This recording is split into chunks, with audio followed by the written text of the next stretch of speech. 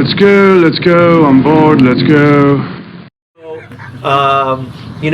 It's kind of silly. I don't know any celebrities' birthdays, but I just want to say Nicolas Cage has been my favorite actor since I was 12, right? I think that I've gotten shit for years about loving Nicolas Cage, right? From people, critics, they say, how could you like Nicolas Cage? But I think that he's one of the best. And I think he's the most interesting to watch actor still that we have. That's my general opinion. So I got a lot of things that I could say about him, but you go ahead and touch on what you're thinking. I'll say that I agree with you. I like his acting. I didn't fall in love with him the way you did. As time went on, I began to admire more and more of what he was doing, the risks he was taking, and the fact that he does things that are unexpected from an actor of name actor of his size, right? Like that.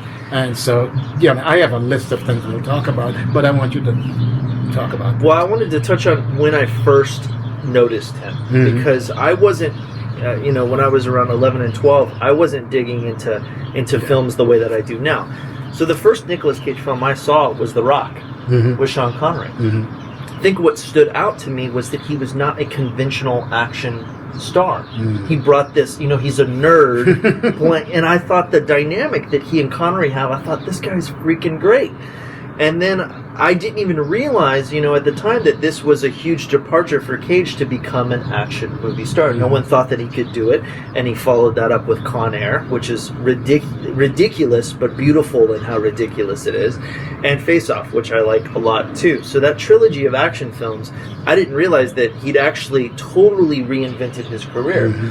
But when I started to get into him, I went back to the beginning, and I watched everything from his cameo in Fast Times at Ridgemont High to Rumblefish, the films that he made with his uncle, Francis Ford Coppola, Rumblefish, Cotton Club, and Peggy Sue Got Married, which apparently ruined their working relationship because of the weird voice, the Gumby voice that he decided to have in that. And then one early film that I really liked that I, in that period, that doesn't get talked about at all, is a film called Birdy. Have you seen it? Yeah. With Matthew Modine, directed by a guy named Alan Parker, who really isn't making movies anymore. And it's a film about Vietnam vets and PTSD. It's disturbing, it's sad, it has a very odd, dark comedy edge to it. It has one of the best trick endings I've ever seen. I mean, totally unexpected. I won't ruin it for anyone. But that's an early film that I wanted to call out. What do you go ahead and open up, and then I'll continue. My as I said earlier, my appreciation for his work is the unpredictability of it. And from a young age, he already had absolutely. that. Yeah. Yes, and he continues doing that. One of the great performances to my mind, of contemporary cinema is the performance that he gives in Leaving Las Vegas. Oh, yeah. I just think that transcends almost anything other people have done, because it's so different, it's so away from what we expected. Yeah. And then, as you said, the fact that he was able to transition himself. And for a while, this is my suspicion, I thought that he was doing it for commercial reasons when he transformed himself into becoming an action hero. But as I went down the list of his films, he was really making films in a variety of styles. Right. You talk about The Rock. The Rock is a film that grew on me. At the beginning, I didn't like it. I know, when I met you. You agreed. You agreed with some of my friends that said this is a terrible movie. And then, as years went by, I looked at it again and again, and then I felt myself ordering the Blu-ray version because I do like the dynamic of the two. But I also like the direction. Right. I think what's the director's Michael name? Bay. Michael Bay, who is reviled. Right. I think that's his best. He's film. in true form there. Yeah. But that's what he should be doing. Yeah. He's so terrific at it. Like that. So I agree with that. There's a statement I want to read because what's his name said, and this is why I like Cage. David Lynch calls him the jazz musician Oh of yeah, acting. I was going to touch on Wild at Heart, their collaboration. But to call him the jazz musician and acting is exactly the right definition for Right. what he does, because he starts with the center, but he improvises the way a jazz musician does, and finds new things that is art in what he's doing. You see? Right. And that's what I like about him. I love that quote by Lynch. I Yes. think it totally is That's the what I'm saying, defining statement of his career. I also, what you were saying, that you see he's trying these different styles.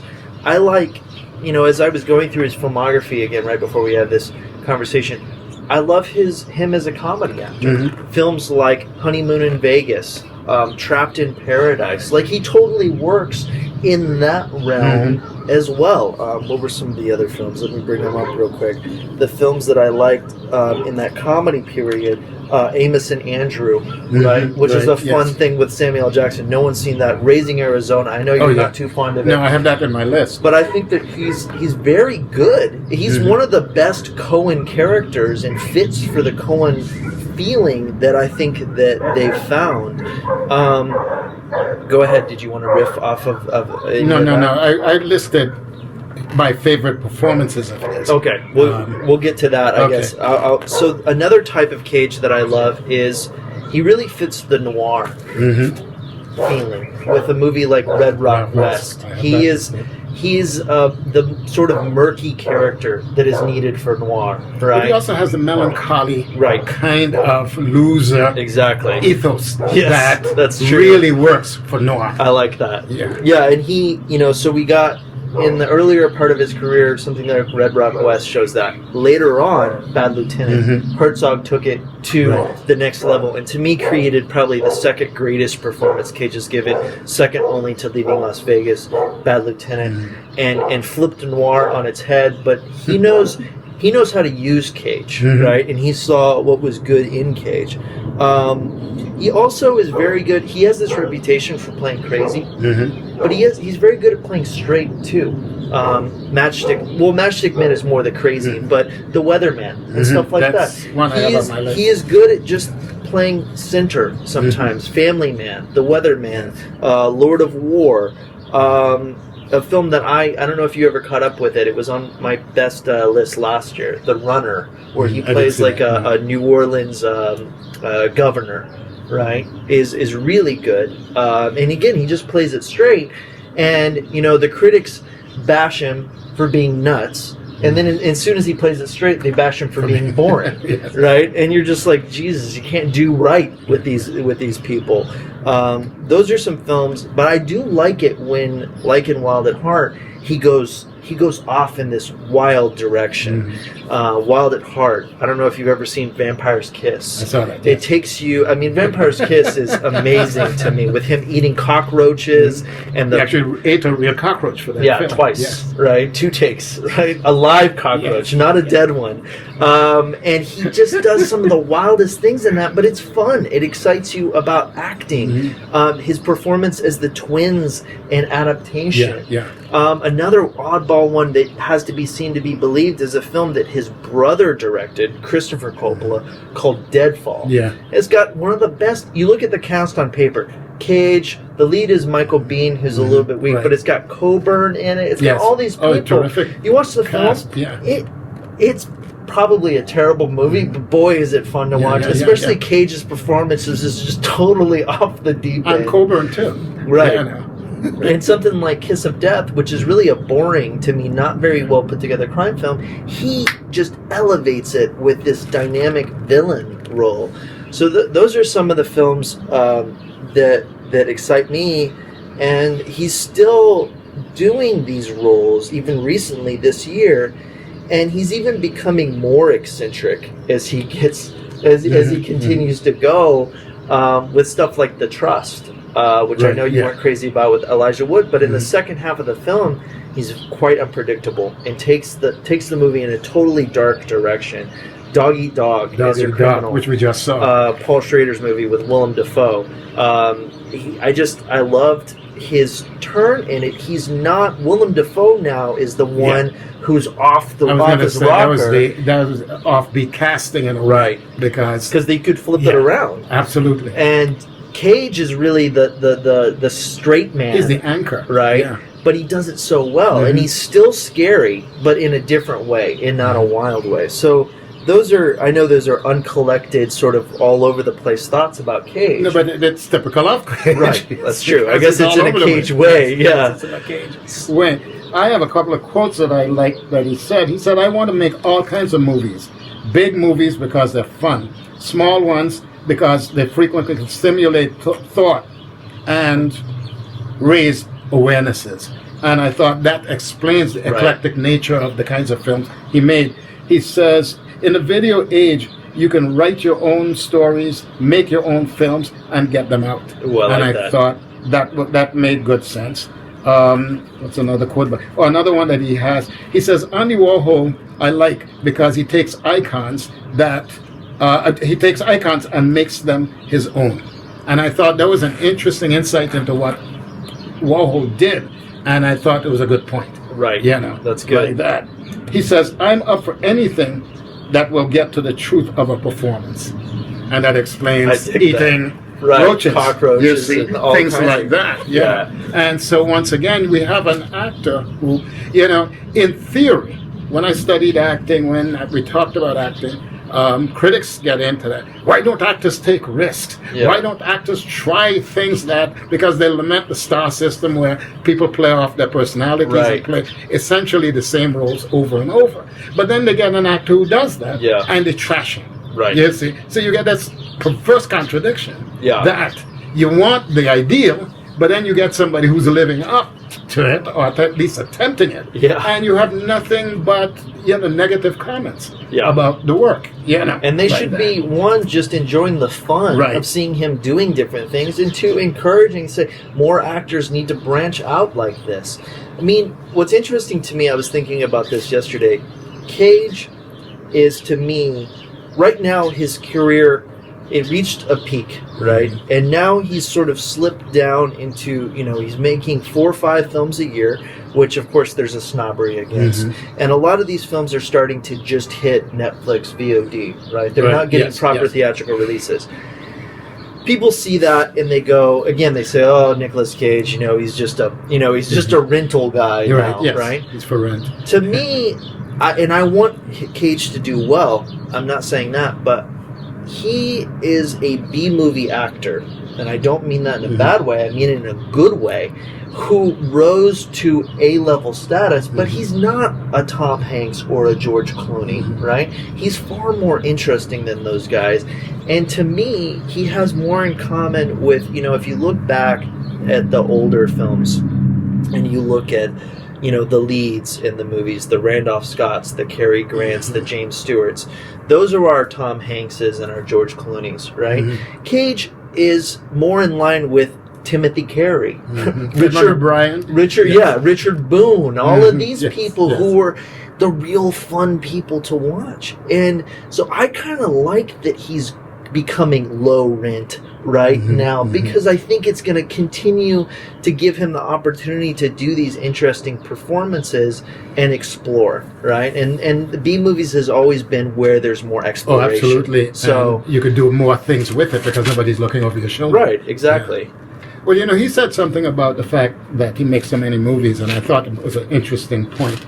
He said that people are always looking back and wishing you had done certain works. He said when he talked to actors and stuff, said, when I was at my peak, I wish I'd done this, I'd done this. I hadn't been so selective.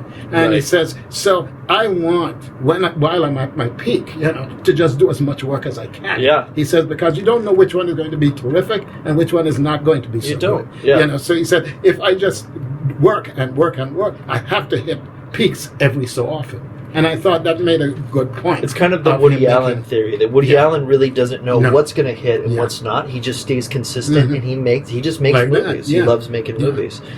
So, I really am always excited about seeing what Nicolas Cage does. Every trailer I watch for an upcoming film, he surprises me. I've seen so many things. I watched the trailer for this film that got, trashed by the critics, Army of One, that he did this year. Yes. I go, what is he got a completely different look, different voice. I'm like, what is he doing? They make now? fun of even the wig he has on. Oh yeah, exactly. Yeah. And he looks like the real character, and apparently he sounds like him. And I'm like, bravo to him for trying something so left field. And that I watched a trailer for a film that's getting dropped again, Netflix, I think in the next month, called Arsenal with John Cusack. Yes. And he plays. I just read a review. The Times reviewed it yesterday. Yeah. And what did they say?